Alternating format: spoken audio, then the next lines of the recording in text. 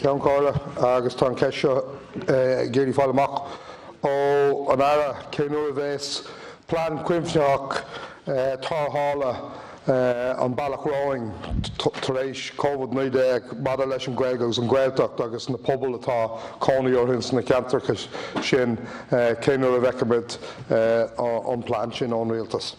Tugann an rialtas aitheantas do thábhacht na Gaeilge mar céad teanga an Stáit, mar teanga bheo agus mar cuid dá naidhreacht. Tá réimse gníomhachtaí córa i bhaim ag an Ráim, hena féin le dul an lech na dúchláin a bhaineann le COVID-19 mar a bhaineann siad leis an Gaeilge agus an Gaeltacht. I mí Abrán fógraíodh nach mé cuasaí foghlaim a Gaeilge sa Gaeltacht an saoire seo ag dul ar aghaidh faoi mar bhí beartaithe ar wathe le sláinte faoi bliain a chosint. Ag aitheant go mbeadh tionchar mhór ag an cinenne seo ar an Earnáil, dógfar mar Ryan go mbeadh ciste éigeandála 1 euro ar fiú 4.7 milliún euro á chur ar fáil.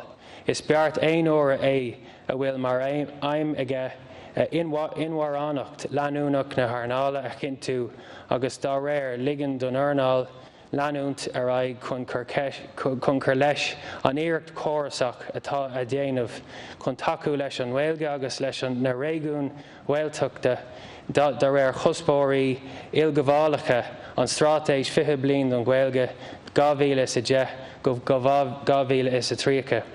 Tá maoinú suntasach córa ar fáil le haghaidh gnóthaí Gaeltachta agus Gaeilge do 20. Hena féin tar fógartha go mbeadh inéistíocht bhreise ar fiú 500 míle euro é don phróiseas pleanála teanga a cintóí go dógfar ar an obairmhaith atá ar siúl faoin bróiseas hena féin.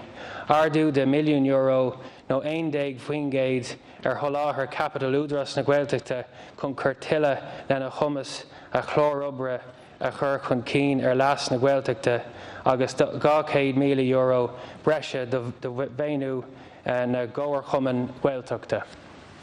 Brónan but ní credim gur sin freagran na ceisne den cuid is mó den na Harnáil eile tá bailach an tosaigh plán oibre nó Gabhaim buíochas leis an teachta as an ábhar tábhachtach seo a ardú aniu. Ní raibh an tama go an talamh iomlán a thuirtit sa chéad reagra. Leanaí mé ar aghaidh le cuid den eolas seo. Agus tá soláthar iomlán de 23.2 milliún euro córa ar fáil ag mar Ryan Dúdras na Gaeltachta in 2020, bhain 10 milliún euro den soláthar seo le Buiséad Capital na Heagraíochta chun fostaíocht a chruthú.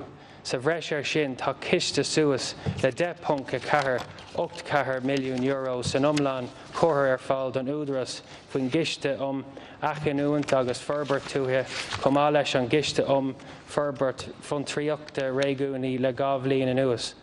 Ó tharla garcéin COVID-19 bíonn teagmháil leanúnach ag ifiigh mar Ryan le hifiigh Údras na Gaeltachta faoin tionchar a déitach an ggéircéim a imirt ar clíon comhlachtaí na Heagraíochta. Frógraíodh le déanaí go mbeadh reachtain ag clíon comhlachtaí Údras na Gaeltachta ar réimse iomlán tacaíochtaí faoin giste chomhthaí fiontar agus 2 milliún euro breise ar fáil i mbliana mar thús don eagraíocht le hafreithnú le bheith déanta ar a cuid riachtanas roimh dhearadh na bliana. So go rís sin ceisnach céanú a bheith an plán tarthála don Gaeltachta tá bainte le COVID-19 á ailsiú ní faoi na fáibe tá ann. Tis go bheith ceistile agat faoin ábhar seo níos déanaí. Tuigim go bhfuil deacrachtaí agus dúshláán romham agus tastíonn uim a gcuibh a thabhairt orthú. Agus tugtar aitheantas sa chlór-rialtas tá tábhachtach an Gaeilge mar theanga bheo mar chuid lucha mór dar naidhreacht agus ar nóí do stadas mar chead teanga ofigiúil an Stáit I Monarch na hÉireann. A maidir leis an bróiseas pleanála teanga tá 8 blán ag ceadaithe sa Gaeltach hena agus tá beartaithe go mbeadh an 8 ceadaithe taobhaiste dá bhliain. Ar nóí is ceist roinntaíochta gursaí pleanála ar an tarónarm tá is tríd an próséis meastachán agus canéise a dhéantar le hálaigh ar an solathair airgid a chur ar fáil ar bhun bliantil do Morain agus do bhéin donna ranna rialtas go léir agus beidh ceist eile agat níos déanaí faoin an Gaeltacht agus beidh an freagran seo ann. Minister, can I ask for your views on Údarás na Gaeilge, and are they using the same assessment criteria as county LEOs in applications for assistance for small businesses and startups? Thanks, Deputy Minister. Mr Chambers. Alum gcuiceáil ag gábhfuil leis an teachta as na banachtaí agus le dul siar ar iiritas arolalas ón teachta ó snodaigh faoi bhéanú COVID-19. Tá mé féin agus an Tara Martin ag plé lenar ggólaí hatha sa rialtas faoi láthair míontar le tacaíochtaí breise don Gaeltacht mar cuid de fácaiste i míúil atá le fógart an teachta seo.